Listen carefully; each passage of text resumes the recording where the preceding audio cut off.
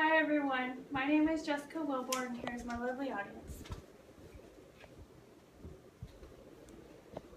And I will be talking about school violence and how schools are spending too much effort preparing for armed attacks when they should be focusing on school violence prevention programs. According to Navira Shaw, on December 14, 2012, a young man walked into Sandy Hook Elementary and killed 26 people. I know many of you, if not all of you, remember this day because it was breaking news all over the country. As highly publicized school shootings are continuously broadcasted, like Sandy Hook Elementary, communities are concerned about school violence more than ever. Though school safety should be a high priority of our communities, some believe that too much security can have an adverse effects on students' learning. According to Dewey Cornell, in The Secrets About School Violence, schools are safer from almost anywhere else.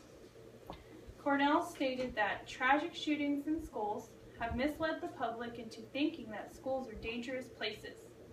But national statistics on violent crime show that schools are remarkably safe.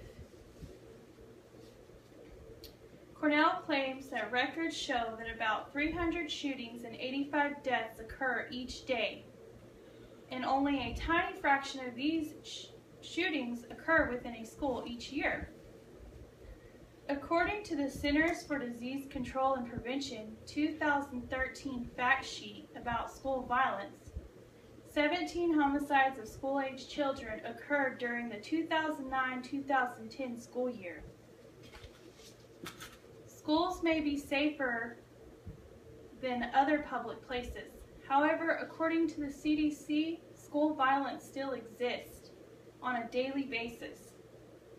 Cornell claims that when tragedy struck Sandy Hook Elementary, other schools were amping up on security all around the nation.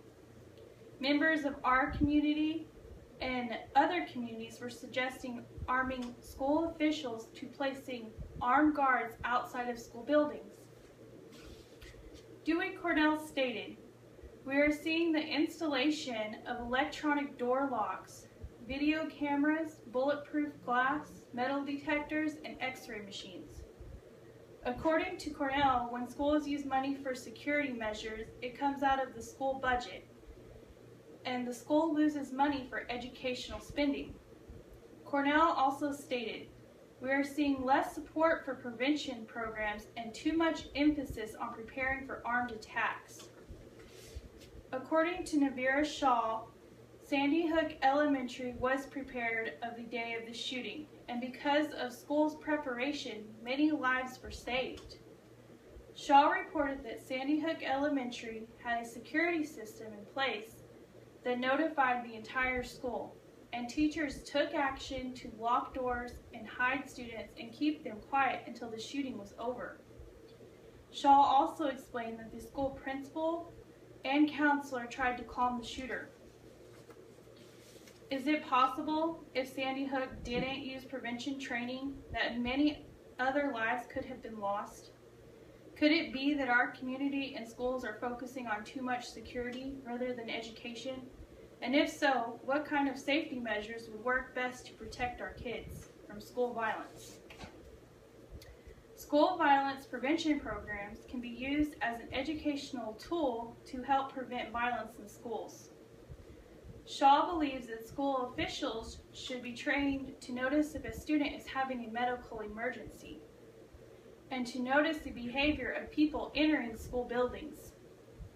Having a trained staff to notice if someone is displaying abnormal behavior can help prevent school violence from occurring. Dewey Cornell stated, "Every school needs a basic building security, a strong working relationship with local law enforcement, and a realistic crisis response plan, but there must be more emphasis on prevention." Cornell explained that prevention starts before there is a gunman entering the parking lot, and that safety is more than physical security of the building. Cornell also believes it's important for staffs to build relationship with students in order to notice if a student is going through a hard time.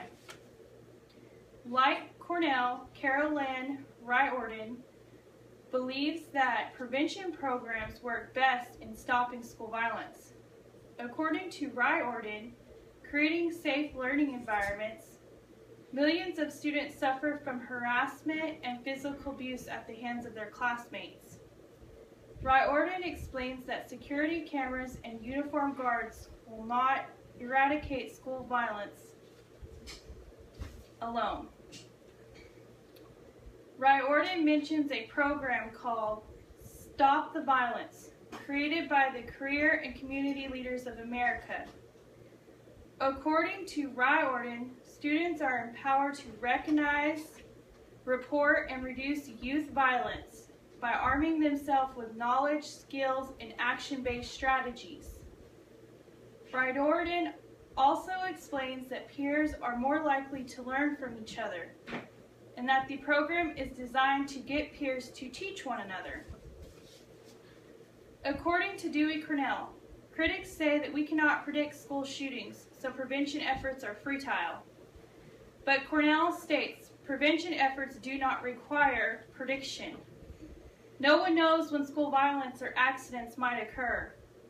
That's why we need to be prepared. Being prepared involves educating students, parents, and staff, practicing drills, building strong relationships with students and listening to them, having a close relationship with students and local law enforcement, paying close attention to who is entering school buildings, and noticing if a student is showing signs of depression or anxiety. And lastly, implementing a good prevention program. Thank you.